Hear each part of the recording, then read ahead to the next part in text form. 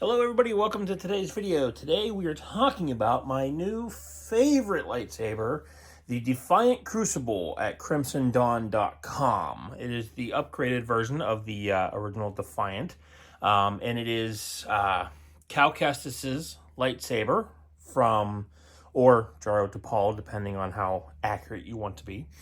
But it is the lightsaber that Cal Kestis used in the games Jedi Fallen Order and the sequel, Jedi Survivor. Those are two of my absolute favorite games, especially in the Star Wars franchise. I platinumed on PlayStation, Jedi Fallen Order, both PlayStation 4 and 5. And then Jedi Survivor, I actually platinumed that on May 6th, or Revenge of the 6th. Anyway, so loving the games and the characters so much, I just absolutely had to have the lightsaber, which is funny because the first thing I did in the games was edit the lightsaber to make it not look like this anymore. But still, I absolutely love this lightsaber. And if you are interested in getting one of these, we're going to go over some of the stuff about it today. So first of all, this is the Defiant Crucible Light versus Dark Weathered. So as you can see, it comes pre-battle damage. There's a cut there. This is, cut out. Now this is metal, so these edges are a little, they're not sharp. You're not going to hurt yourself on them, but, grabbing down here is not super comfortable, but it's not super uncomfortable either. So, if you're two-handing it, I have very large hands because I am 6'7", so it might be more suited for other people. Anyways, so it's the paint's kind of wore off here. Now I did make some changes right out of the box. As you can see here, the paint, all they did was, when I first got it, it looked like somebody finger painted. It looks like they dipped their hands in black paint and just went, there, it's weathered. So I took some sandpaper to it and sanded off a lot of it up here and down here. And if you look real close, I don't know if this is gonna focus for me here, but if you look, you can actually see some of the marks. There we go. That the sandpaper made to give it that look. And it also had a mirror finish, which you can see up here where I didn't actually get with the sandpaper right there in the corner. And then the inside has that mirror finish too. So it was a little shinier than I wanted a weather version to be. So I did take some sandpaper to it, molded up a little bit, sanded off a lot of that paint, left just the remnants to give it that weathered look that I liked and wanted so much. But yeah, the detail is actually pretty good. If you've played either of the games, if you've seen pictures from the games and stuff, you'll know it's actually pretty accurate. So we'll go over some of the parts here. The shrouds, they're held on by a couple screws here. Now, I have not removed these. I would like them to stay as factory tight as possible, so they stay on there. A little emblem there. Now, the original Defiant only had one screw, I have been told. This updated version has two screw points to hold the blade in, and it is very sturdy. It's got a very deep blade socket there. I have a blade plug in there right now, but it does go down pretty deep. That blade plug's only like about that thick. So so it holds in there pretty well. It'd be good for dueling, stuff like that, in addition to cosplay. So it's got a couple other small pieces on here, like this here and here. Now, when I got it, it actually came with two different size Allen wrenches, and one of them is a smaller one specifically for taking this piece off right here, which I did have to do, and I'll go over why later. But if you want to take the core out, you have to take this piece off right here, and there's a little set screw, same kind that you use to hold the blade in, that you have to loosen to get the core out, in addition to this one on the back right here. And then as you go down, this is the grip section. I do believe the emitter and switch section are all one piece. I can't really see any break in there, and I didn't try to loosen it. I mean, I kind of did this and it didn't budge, so I'm assuming this is all one piece. Grip section here, and like I said, you can see the detail from the weathering and whatnot. And then down here's the pommel. Now I will say this gold piece right here, that I did have to get some Loctite for, because at one point I lost that. It came loose and I tightened it, and then it came loose again, so I cranked it down to where I thought I cross-threaded it, and then I heard it rattling again, and I'm like, okay, I'm over this. It got Loctited, so it's not coming off anymore.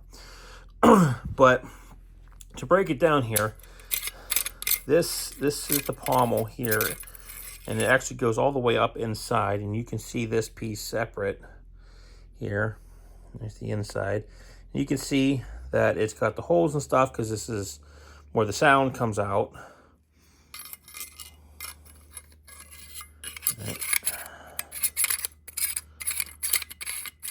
When you screw this back on, these little tabs will hit against this piece, so that's all right. All right, and those tabs, they are a little loose, but not like they'll fall out loose, but like I was able to turn one. But they've not been a problem. Only that gold piece right there was a problem. So we're gonna move on here. The grip piece, this unscrews. Now, I have the Crimson Core V2 Baselit, which I went over in a previous video, with the SD card and everything. Now, when you get this saber, it will tell you that it is a custom core. The reason they tell you that is because they put the charging port down here. Now, you will see that I don't have the charging port there anymore, and that's because I put custom sound fonts on this. I specifically put on one from Cameron Ingalls. He has one called the Forgotten Padawan. Then there's a couple on here from One Sith, the Fallen Order and Survivor bundles. I have 32 fonts on here total, and I did modify the config so that it only reads 32 instead of the default 46. I mentioned that in the comments section on editing your files.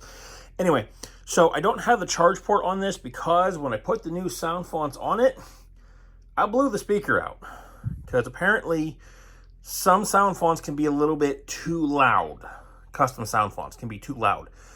So in addition to lowering the max volume in the config, I also got an upgraded speaker. However, the charge port was in the way. So I had a custom install job done and had an upgraded speaker, and that's why I had to take the core out. But other than the charge port being moved down here, there's nothing custom about this. So if you get this, you get it in a Baselit, you get it in the Crimson Core, whatever, and then say you want to go to a convention, so you'd rather have NeoPixel, you could, like I said, remove this, loosen the screw underneath, take the screw out the back here, and you can slide this core out, it's one piece, and then slide a new one in, different one in, and, you know, again, tighten it down here, put this actually goes through a hole in the back to push the button up, and that's what secures the core in here. But yeah, you can swap the core, you just wouldn't have the recharge port because most of them are up here. And like I said, I had this one removed. I just popped the battery out, which you can, I don't know if you can really see, but the battery, there is room in the front. You can pop this battery out without taking the core out. So I charged the battery externally. But yeah, you can swap the core on this if you want to. You just lose the recharge port. That's it. Anyways, so the button here, when you do take the core out, this button is spring-loaded and it is built into the switch section. So when you slide the core out, the button stays there. It doesn't fall out like it does on the Destiny or, you know, some of the other replicas. This one is spring-loaded and stays in place. It does put off good sound. Now, again, I just want to reiterate, this is a custom speaker, so yours might sound a little bit different. So custom speaker and custom sound fonts. Well, let's face it, I customed everything on this. The startup sound, instead of saying Crimson Dawn sabers, it has a custom sound. When I power it down, instead of the power off sound, it has a different sound. Even has a custom sound when I connect the app to it. Which I can't show you because I'm using my phone to record this video. But I'm Cal Kestis. So that is my boot up sound for it. And then you can see the light shines through here a little bit. Right there. So you have some nice ambiance light there in addition to, the light actually showing through there. And like I said, this is a Crimson Core V2, so it's got, all the features, the blaster deflect, smooth swing,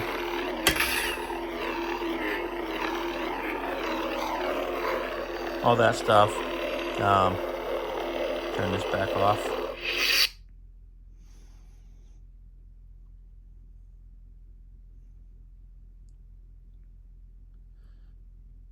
Guess a lightsaber can't solve everything.